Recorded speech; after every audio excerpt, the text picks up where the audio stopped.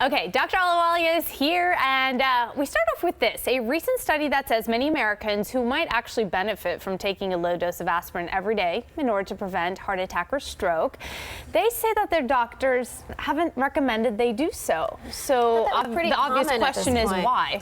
Right. So we know that aspirin helps people prevent heart attacks and strokes.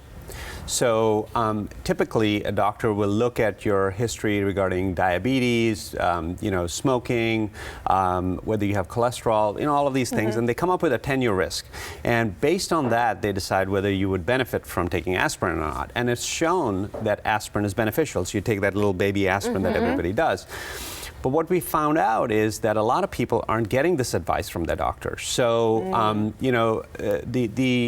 the reasons that they cite are that either the doctors are too busy, that the recommendations too busy to say take a baby aspirin? Well, they're putting out fires, right? So they're treating things as opposed to being preventative. Okay. And as the time gets, lesser and lesser for us, we are paying attention to the more important things. And most importantly, those are like people who are having a heart attack as opposed to trying to prevent. But talk about those side effects. Right. So aspirin's main side effect is causing bleeding. So the way aspirin works is platelet cells in our blood are the ones that clot and help stop bleeding. Right. But if the clot becomes big enough, it can actually cause a blockage of the artery.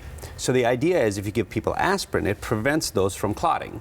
But inherent in that prevention of clotting and preventing heart attacks is that you can have increased bleeding. So like bleeding ulcers and things like that. So if you're already predisposed to having ulcers, or if you have, acid reflux and things like that, sometimes it can cause bleeding in your gut.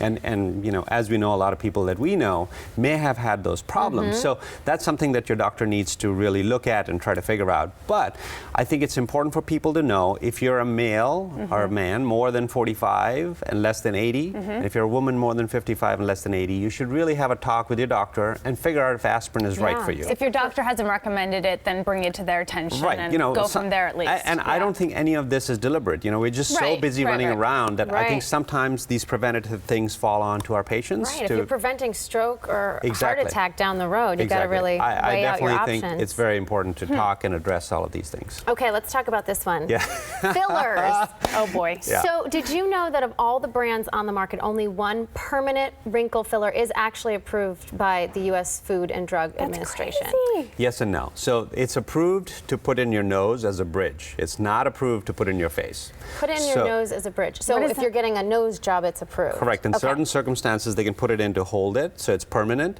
But a lot of people are using them off-label in the face. By choice, or the doctors are recommending this? Well, I mean, it's supposed to be a discussion, right? Yeah. We're allowed to use certain things off-label. That means it's approved for certain things, but we can use our discretion to say, hey, we can use it for this as well. Got it. But inherent in that process is we need to counsel patients. We need to tell them, look, this is not approved for this by the FDA. We don't have enough studies, but in my practice, or I think in your particular circumstance, this would be a good idea. But the important thing is for people to realize that there are side effects of these things. Sure, we all want to look ageless and we all want to look great, and especially where we live.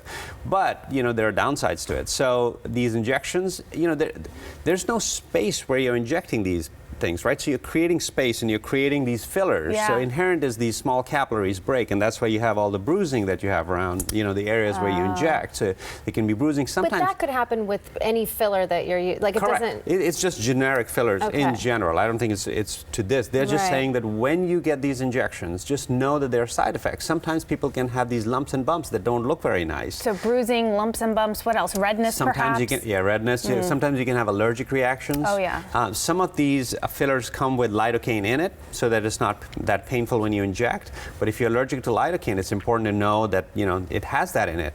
And at the end of the day, it's short-lived, right? So you may have some relief from it, but it has to be injected again. And maintenance as well. Right. You don't just do it once. Right. But most importantly, I think a lot of times, we're so excited to do certain things that we don't talk about the negatives. But I think it's important for you to do your own research, or maybe people love a quick fix. Yeah, but talk to your doctors, figure out if this is right for you. If you're allergic to collagen, which sometimes many of these fillers will have, that can also precipitate a reaction. So be informed. Look great, but Well, Dr. A, also don't order things online. Perhaps that is a good reminder as well. And make sure that the person who's doing it is approved to do it, right? Yeah, like these Botox parties and these injection vans. Exactly. It just sounds creepy. Yeah, sometimes saving money will cost you more money at the other end. So please be careful. And down the road, are we going to find out years from now that there's something terrible in all this stuff that's... Well, it's been around for a while, so I don't necessarily think something horrible, but as you know, with everything medical, the long-term studies are essential, and there are no free rides. There are no free rides. Every action has a reaction. Yes. Right? Wow, Sansone. I should have been a doctor. So good to see you. Nice Thank to see you so much. Thank you so much.